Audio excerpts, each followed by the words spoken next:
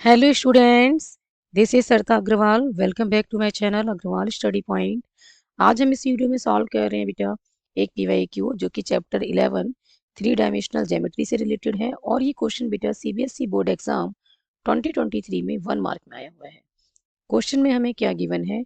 Equation of a line passing through the point 1,1,1 and parallel to z axis is. 4 options हमें given है और right option को हमें choose करना है। हमें क्या बताना है कि इक्वेशन ऑफ लाइन हमें बतानी है। वो लाइन किससे पास हो रही है बेटा? पॉइंट 1,1,1 से पास हो रही है और पैरेलल किसके हैं? जेड एक्सिस की।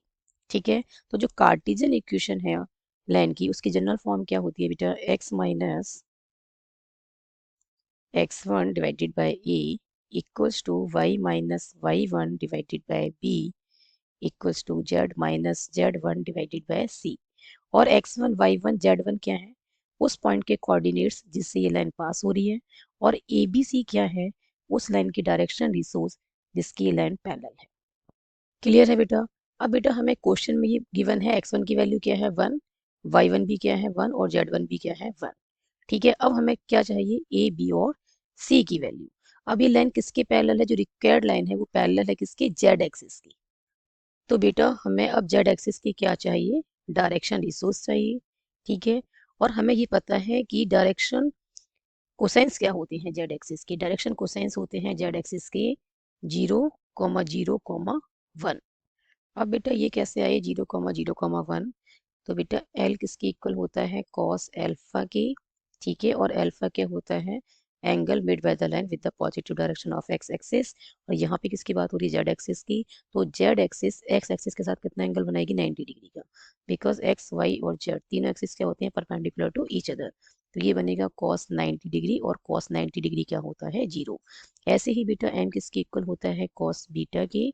और बीटा क्या होता है? Beta is the angle made by the line with the positive direction of y axis. तो जेड एक्सिस वाई एक्सिस के साथ कितना एंगल बनाएगी? 90 डिग्री का। तो यहाँ बीटा की वैल्यू क्या है? 90 डिग्री। तो ये कॉस बीटा क्या बना? Cos 90 degree. और कॉस 90 डिग्री क्या होता है? 0। और एन क्या होता है बेटा? Cos gamma. और गामा क्या होता है? Gamma is the angle made by the line with the positive direction of Z axis. और जेड एक्सिस अपने साथ कितना एंगल बनाएगी बेटा? 0 डिग्री का। ठीक है, तो ये क्या बनेगा? Cos 0 degree. और कॉस 0 डिग्री कितना होता है बेटा? ये होता है 1। तो ये क्या आ गई? ये डायरेक्शन कोसाइंस है किसकी? जेड एक्सिस की। अब हमें ये पता है जो डायरेक्शन कोसाइंस होते हैं वो डायरेक्शन रिसोर्स भी होते हैं। बिकॉज डायरेक्शन रिसोर्स के होते हैं? Direction ratios are the numbers that are proportional to direction cosines. तो जो डायरेक्शन कोसाइंस है वो डायरेक्शन रिसोर्स भी होंगे। तो हमने क्या यूज करना है? तो हमारे पास ए आ गया बेटा 0, और बी क्या है? 0, और सी क्या है? 1। क्लियर है? यहाँ पे हम पुट करते हैं। तो ये बनेगा बेटा x माइनस 1, y माइनस 1 और ये z माइनस 1। ठीक है, डिवाइड में क्या आएगा? 0।